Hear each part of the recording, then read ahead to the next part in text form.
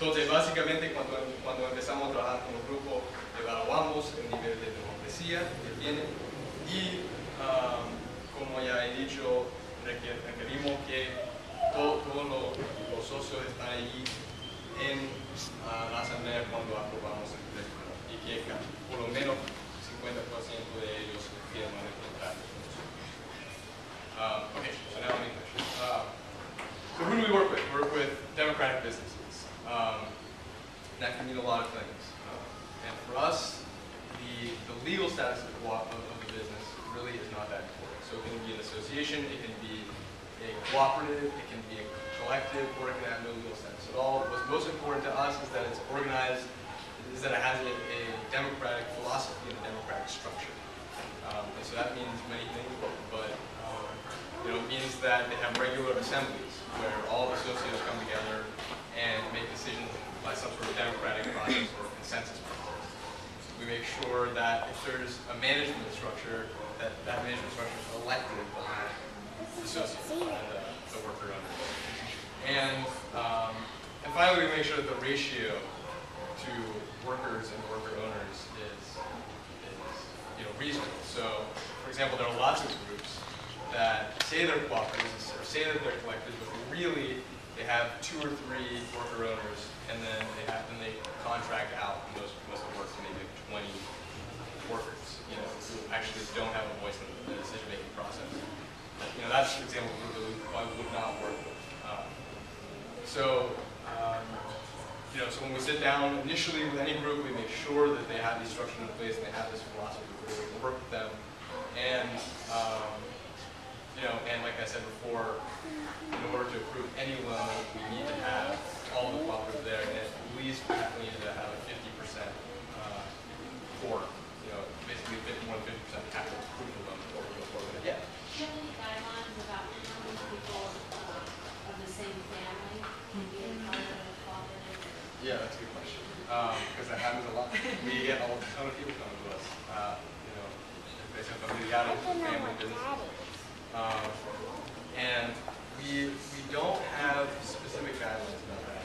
We have worked with some groups who are composed primarily of family members. But our main point with that is that they need to be open to adding associates, or incorporating new associates who are outside of the family. So when we sit, as they grow, so when we sit down with them, we say, okay, so this investment is going to, a lot of times the investment itself actually generates employment. And so we say, okay, so this investment is going to help you grow. So when this growth occurs, are you going to be willing to add people who are not members, who are not members of your family? And they can add other members of the family, right. as long as it's democratic. A family business isn't always necessarily democratic, but a lot of times it is, because it's so small. It's kind of like a small consensus democratic business. Sometimes it's not. Sometimes there's like a very tyrannical dad, and everyone else is just like working for him. Like it's, So again, we do the same analysis that we would in any business. But basically, it's not a problem if they're all family members, as long as it is still democratic. And sometimes it's hard to suss that out exactly.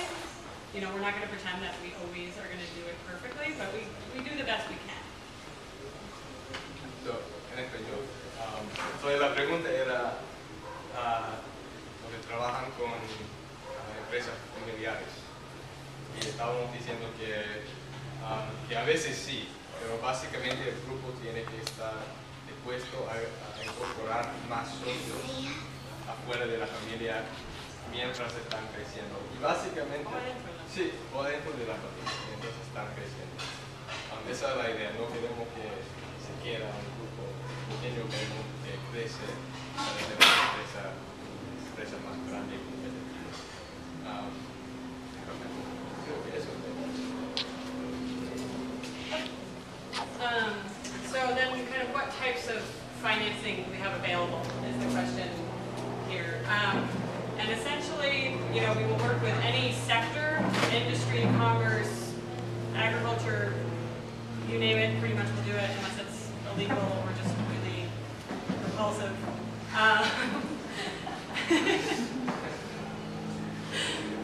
Some funny stories there, but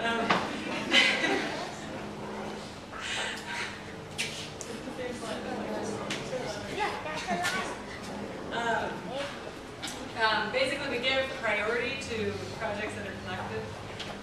So if there's a group that, you know, like we have limited resources essentially. And so if we're kind of trying to choose, like, we finance group A or group B, and group A is a collective project and group B is that big farmers co-op with not a collective project, we'll prioritize group A for now, but once we have all the money in the world and all the resources in the world, then we'll happily do everything. But right now, especially with limited, we prioritize our collective projects. We haven't done this yet, but we are in conversations with a variety of people about doing it soon. We have financing available if a cooperative wants to add a new member. And I can get more into details of this if anyone wants to, but if a cooperative wants to grow and they want to add someone to the co-op as a member, as a socio, we have financing available for the co-op, so that or for that socio essentially, to be able to, for that member to come in like with their, basically buying their piece, and you know, allowing the co-op to grow and add another member, and like making it more of an incentive for the co-op to want to add people as members as opposed to just making it more interesting for them, you know, kind of, because otherwise it's just like kind of giving away everything that you build, and that's, I wouldn't do that, but maybe. And then finally, our fourth one is for conversions. We might do our first conversion soon. Okay. But basically, if there's a traditional business that is interested in converting to a democratic business, we will finance that. And I can also. That's basically allowing the workers to buy out. Right. So allowing the workers to buy out private business, like buy a piece of the business from the owner. Right. If anyone wants to hear, I can tell you about the one that you might do so.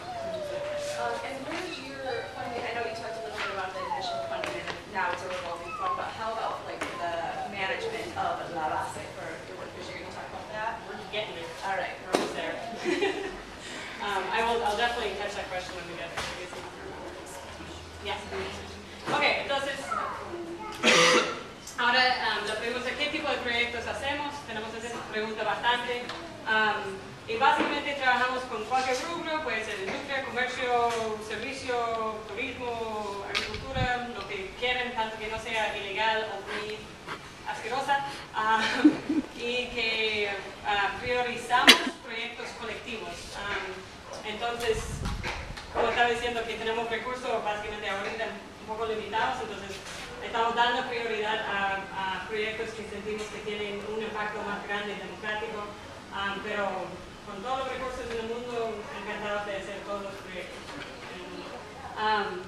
También tenemos financiamiento disponible para si una cooperativa quiere agregar un nuevo socio a la empresa. Entonces, por ejemplo, si una cooperativa está pensando que no vamos a contratar, como podemos decir, no, mira, a este socio le vamos a dar un crédito para que ella le está comprando sus acciones o su capital social, para que la cooperativa tiene más incentivo de incorporar gente nueva. Y para que también no están regalando lo que ellos han trabajado duro para construir, ¿verdad? Como su empresa tiene un valor y alguien que va a ser parte dueño de esa empresa tiene que poner su plata en la mesa.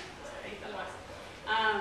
Y también la última línea que tenemos abierto, que todavía no hemos hecho, pero quizás muy pronto lo vamos a hacer, estoy esperando, son para conversiones, que básicamente si existe una empresa tradicional y los trabajadores de esa empresa están interesados en comprar la empresa o, como posiblemente vamos a hacer pronto, empezar una empresa idéntica pero como una cooperativa para competir con el otro,